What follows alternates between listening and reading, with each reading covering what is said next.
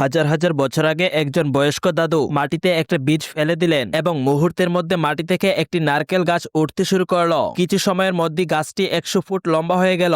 এমন অলৌকিক ঘটনা দেখে সব কৃষক আশ্চর্য হয়ে গেলেন। ঠিক সেই সময়েই পাশে দাঁড়িয়ে থাকা একটি ছেলে বৃদ্ধের হাত থেকে সব বীজ ছিনিয়ে নিল এবং দৌড়ে সে পালিয়ে গেল। ছুটতে ছুটতে সে বীজগুলো মাটিতে ছড়িয়ে দিল। বীজগুলো মাটি স্পর্শ করার সাথে সাথেই বিরাট নারকেল গাছ চারদিকে গজে উঠল।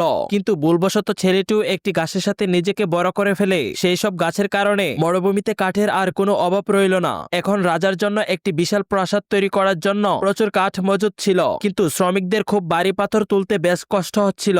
আর তাদের এই কষ্ট দেখে বৃদ্ধ দাদু একটি জাদুকরী স্যুপ তৈরি করলেন। তিনি একজনের হাতে সেটি তুলে দিয়ে বললেন, এটা খেয়ে নাও। লোকটি স্যুপটি পান করার সঙ্গে সঙ্গে তার শরীরে এক অদ্ভুত শক্তির ঢেউ অনুভব করলেন। তিনি 6 টন ওজনের একটি পাথরের কাছে গেলেন এবং এমন ভাবে তুলে নিলেন যেন সেটি শুধু একটু টুকরো কাগজ। সবাই বিস্মিত হয়ে গেল। এখন প্রত্যেকেই ওই জাদুকরী স্যুপটি পান করতে চাইছিল।